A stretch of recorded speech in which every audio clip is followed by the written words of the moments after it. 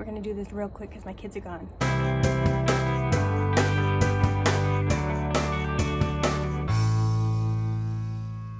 Good morning, everyone. Persephone Jane here, and I'm continuing on my 2020 book review series. Today's review is Hogfather by Terry Pratchett. If you have never read Terry Pratchett, first of all, I am sad for you, but also it's okay because he is the most infuriating writer that I know. And here's why he's infuriating. Because for the first, hold on, I marked it. I marked the exact spot where I was like, oh, page 62, which isn't really a lot considering there's 400 pages. So we're about an eighth in, right? But that whole 62 pages, I was so lost. And I spent the whole time wondering, am I lost because I haven't read other books in this series? Or am I not getting it because I'm missing something? Because here's the other thing that infuriates me about his writing, is that it constantly feels like there's some kind of inside joke that everybody else gets except me. Which sounds awful, right? However, I'm gonna get to it. I'm gonna get to the good stuff, I promise. I can't decide if that is because I'm not smart enough to understand the inside joke, or if it's a cultural thing. You know, if these, I assume that these things are well understood across the pond where he's from and where the culture knows these things. So I assume it's a cultural difference. However, the question is always in the back of my mind, is it really that I'm just too dumb? However, all of those things aside, right, which sound horrible in and of themselves as reasons to not pick up this book or to put it down if you've got it. All of those things aside, I love this man's writing so much. It's another reason that it infuriates me. It is fabulous. The ideas that he sprinkles in, he doesn't even hit you with ideas. He sprinkles them in, and then at the end you're like, oh my gosh. Yes, I totally see that. And those are the moments that I love. And for me, the biggest one in this book was, every single book review video I do has the potential for spoilers. I don't filter at all, and I'm sorry for that, but that's just the way that I talk, and it's just how excited I get about some books. So know now and for forever, for the rest of time, if you dislike spoilers, I will try so hard to post at the beginning of a video whether it contains one or not, but I just talk. So if they really, really bother you, turn back now, because who knows what will come.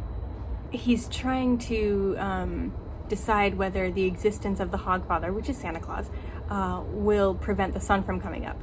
And of course you're like, well, of course not. The sun's gonna come up whether you get presents on Christmas or not, the sun still comes up. And so this whole time you're like, of course not, of course not, of course not. And then you realize that, oh my gosh, it does, because of this one phrase. Old gods do new jobs. The idea that none of the gods in history are gone, they're just changed. And the idea that Santa Claus is actually a new incarnation of rituals from the solstice, which is wildly accurate, okay? We take for granted the traditions that we have now that came from pagan origins. So for me, that was like, yes, because that is like, I see the progression of those things and I see how they've changed over time, and I recognize and I honor that history in my own religious practices. So for me, it's like, it's an everyday thing. But to see somebody else put those things together in such a beautiful format is always exciting to me. So old gods doing new jobs is a concept that is just beautiful and perfect. And it's very Terry Pratchett.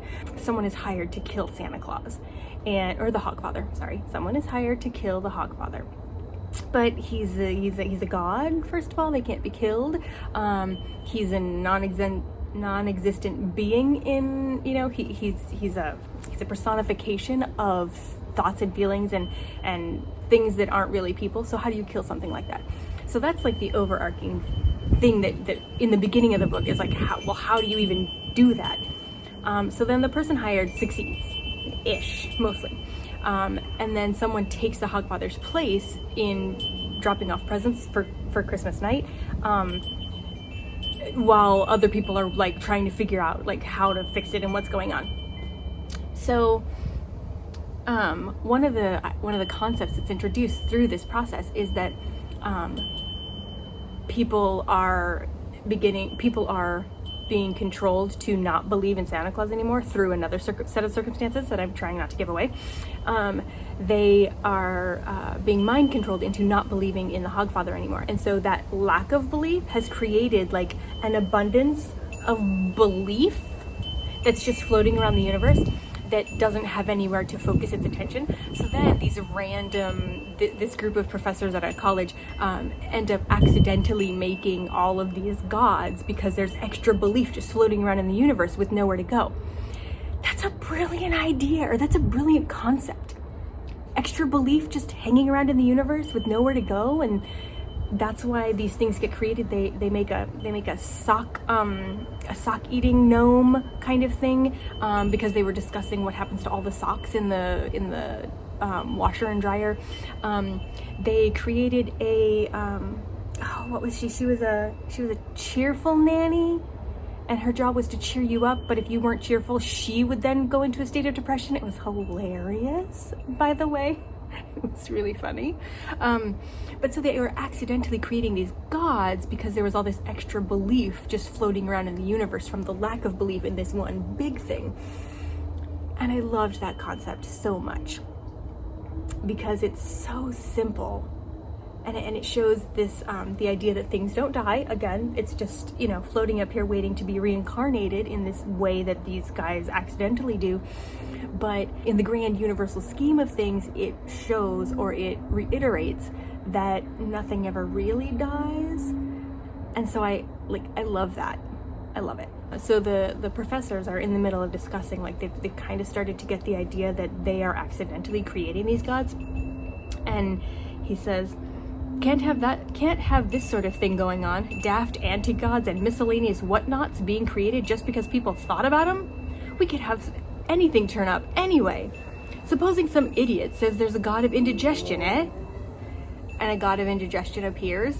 So then, the god of indigestion is a character throughout the rest of the book. Guys, it's the silly little things like that that make that make this book so amazing. It is, even with the infuriating stuff, right, that I disclaimered in the beginning, this book was amazing enough that I've already picked up one other Terry Pratchett, and I'm probably going to pick up some more in the Discworld series, and maybe outside the Discworld series. I don't know. Does he write outside the Discworld series? I'm going to have to look it up. But for now, Hogfather by Terry Pratchett. If you're looking for a holiday treat, it is very holiday because it's Hogs Watch night, which is kind of like Christmas night. But the ideas and the concepts are more belief and religion and God related. So it's not necessarily like, if you read it out of the season, you wouldn't feel like out of the season, so to speak. All right, guys, that's it for today. See you next time.